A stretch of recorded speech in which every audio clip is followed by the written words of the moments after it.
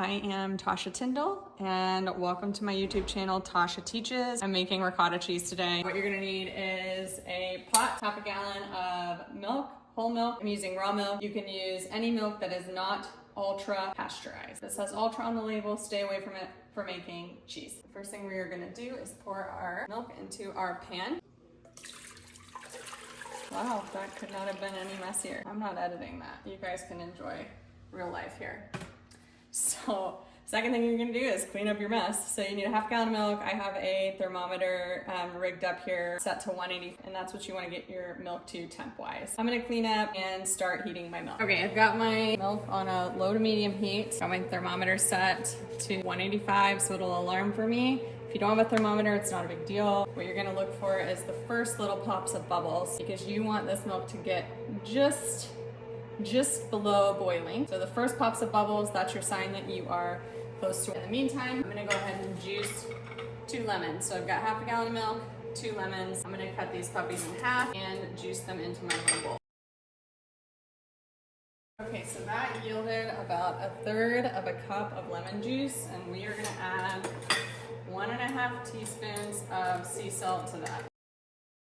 Now we just wait for the milk to come to temp, and then we will shut the heat off and dump this in. Once you get over 100, closer to 120, you might give it just a little stir to make sure it's not sticking to the sides. Okay, I'm going off. I'm gonna shut my heat off. I am going to pull this, maybe a glove would be helpful. Pull this off of my burner, make the beeping stop. I'm going to add the lemon and the salt.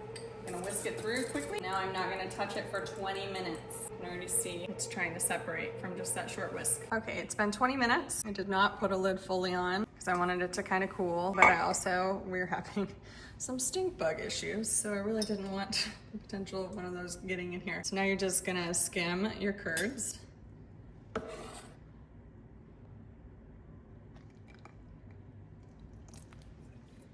I personally don't like working with cheesecloth.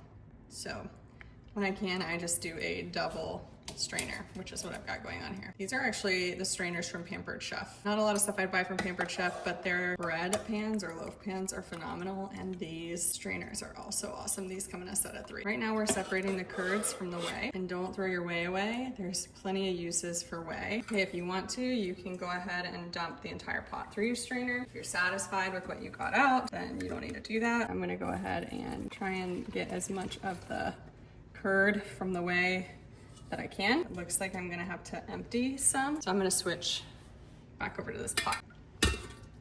Now I am not gonna touch this for 15 minutes. You can leave it for 15 to 30 minutes. The longer you leave it, the less spreadable it's gonna be.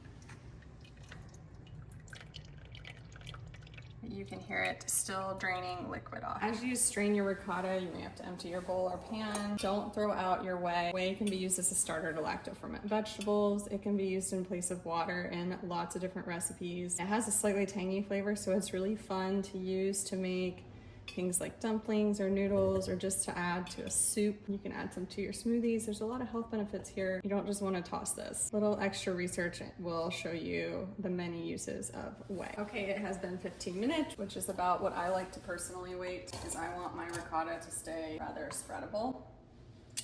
If you go too long and your ricotta is maybe too, stiff or dense, you can always stir your whey back in. 1 tablespoon at a time would be my suggestion until you get the consistency that you'd like. There she is. Always gotta taste a little bit. I personally like to use my ricotta to whip into scrambled eggs in the morning, to add to my sous vide eggs. I make like egg bites, kind of like Starbucks, but with my sous vide at home. Another great way to use ricotta is obviously in lasagna. Depending on how you're gonna use it, you may not wanna use lemon juice, you might wanna use white vinegar, because this will have a slight lemony flavor. You could always use less lemon. White vinegar is probably what I would suggest.